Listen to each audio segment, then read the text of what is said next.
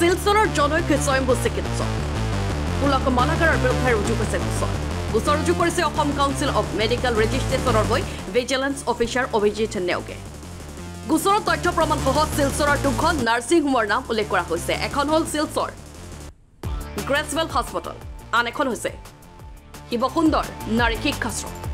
এই দুখন প্ৰতিষ্ঠানত মুকলিকৈ ৰোগীৰ অপাৰেশ্যন চলাইছিল স্বয়ম্ভু ফেক ডক্টৰ পুলক মালাকাৰ মানুহৰ জনক লৈ খেতালি খেলাত এক প্ৰকাৰত ব্যস্ত হৈ পৰিছে শিলচৰ তথা বৰাক উপত্যকাৰ স্বয়ম্ভু চিকিৎসকসকল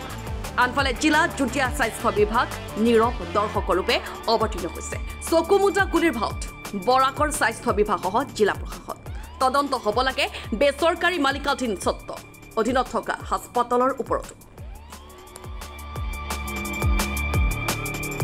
তেওঁলোকে কেনেকৈ স্বয়ম্ভু চিকিৎসকসকলক চিকিৎসা সেৱা আগবঢ়াই যোৱাৰ বাবে স্থান দিছে এনেবোৰ ভুৱা চিকিৎসকসকল উঠিছে এতিয়া বহু প্ৰশ্ন আনহাতে শিলচৰ সদৰ আৰক্ষীয়ে যোৱাকালি ৰাতি অপাৰেশ্যন থিয়েটাৰৰ পৰা স্বয়ম্ভু চিকিৎসক পুলক মালাকাৰক গ্ৰেপ্তাৰ কৰিবলৈ সক্ষম হৈছে আমাৰ এটা বিশেষ সূত্ৰৰ খবৰৰ ভিত্তিত আমি এটা লাভ কৰি তাৰপিছত আমি সেই সংক্ৰান্তে কিছু অনুসন্ধান কৰিছিলোঁ এজন ব্যক্তিয়ে ভুৱা সাৰ্টিফিকেট লৈ আৰু ভুৱা তেওঁ চিকিৎসা চলাই আছে বুলি গম পোৱাৰ পাছত আমি তাক ভেৰিফিকেশ্যন কৰোঁ আৰু ভেৰিফিকেশ্যন কৰাৰ পিছত যেতিয়া আমি গম পাওঁ যে এই সঁচাকৈ এই ব্যক্তিজনে ভুৱা চিকিৎসাৰ ৰূপত ইয়াত চিকিৎসা চলাই আছে তাৰপিছত তেওঁক আমি যোৱাকালি আমি ব্যক্তিজনক আমি এৰেষ্ট কৰোঁ তেওঁৰ নাম হৈছে পুলক মালাকাৰ 43 ইয়াৰ্ছ তেওঁ গড় হ'ল বদৰপুৰ শ্ৰীভূমি তেওঁ ইয়াতে এটা স্থানীয় ব্যক্তিগত অনুষ্ঠান এটাত থাকি তেওঁ ভুৱা চিকিৎসা চলাই আছিলে আৰু যেতিয়া আমি তেওঁক সোধপোছ কৰোঁ সোধপোছ কালত গম পোৱা গৈছে যে সম্পূৰ্ণৰূপে তেওঁ ভুৱা আৰু কিছুদিনৰ আগতে তেওঁ এনেকুৱা চিকিৎসাৰ অনুষ্ঠানত তেওঁ যোগালী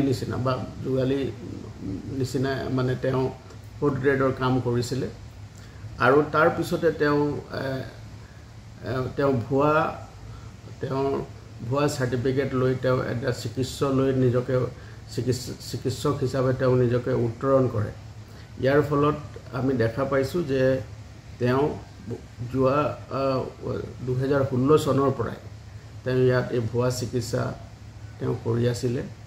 আৰু লোকসকলক অভুৱা ভৰি তেওঁ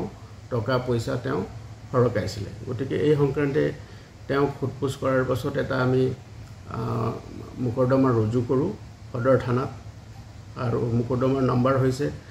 786/24 আৰু BNSৰ অধীনত আমি গোটেই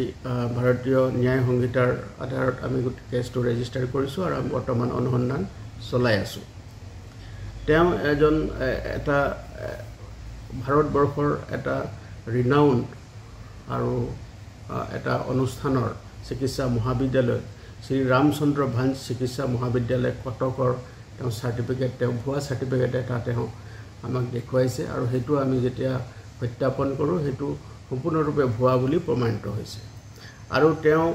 মানুহৰ জীৱনৰ বিপদাপন্ন কৰি তেওঁ এই ভুৱা চিকিৎসা চলাই গৈছিলে এজন স্ত্ৰীৰোগ বিশেষজ্ঞ হিচাপে গতিকে আমি বৰ্তমান তেওঁক অধিক সোধপোছ কৰি আছোঁ তেওঁক মাননীয় আদালতত তেওঁক ইতিমধ্যে আমি প্ৰেৰণ কৰোঁ তাৰপিছত তেওঁ আমি আৰক্ষীৰ আমি কাষ্টডিত লৈছোঁ তেওঁ স্বাধীনৰ কাৰণে মাননীয় আদালতে আমাক প্ৰদান কৰিছে আৰু তেওঁক অধিক তথ্যৰ বাবে আমি তেওঁক সোধপোছ কৰি আছোঁ আৰু তেওঁৰ বিৰুদ্ধে যাতে কঠোৰতম আইনগত ব্যৱস্থা ল'বৰ কাৰণে আমি তৎপৰ হৈ আছোঁ আচ্ছা স্যাৰ এই যেটো সাৰ্টিফিকেট তেওঁ বনাইছে এইটোৰ কৰ পৰা বনাইছে কিবা তথ্য লাভ হৈছে নেকি আৰক্ষীৰ আমি সেই সংক্ৰান্তে আমি এটা অনুসন্ধান চলাই আছোঁ আৰু আমি গম পোৱা মতে এটা বিশেষ চক্ৰৰ পৰা তেওঁ সেই সাৰ্টিফিকেটটো ধন দি তেওঁ সেই সাৰ্টিফিকেটটো তেওঁ লাভ কৰিছে আৰু সেই চক্ৰটোৰ বিষয়েও আমি অনুসন্ধান কৰি আছোঁ কাৰণ বৰ্তমান গোটেই বিষয়টো অনুসন্ধানৰ অন্তৰালত আছে গতিকে আমি অধিক তথ্য লাভৰ কাৰণে আমি অনুসন্ধান চলাই গৈছোঁ চক্ৰটো বৰাকৰ হয় নেকি হয় বৰাক ভেলীৰে হয় তেওঁ ইয়াতে তেওঁলোকে এই যি ভুৱা মানে যি সাৰ্টিফিকেট তেওঁলোকে প্ৰদান কৰিছে আৰু এটা মোটা ধনৰ বিনিময়ত তেওঁলোকে সি প্ৰদান কৰিছে। আচ্ছা স্যাৰ, আৰু এটা বিষয় দেখাইছোঁ যে এনেকুৱা ফেক ডক্টৰৰ বহু অভিযোগ আহি আছে জিলাৰ বিভিন্ন প্ৰান্তৰ পৰা, এনেকুৱা ফেক ডক্টৰে ভৰি পৰিছে, তেওঁলোকৰ বিষয়ে কি ক'ব আপুনি? নিশ্চয় আমি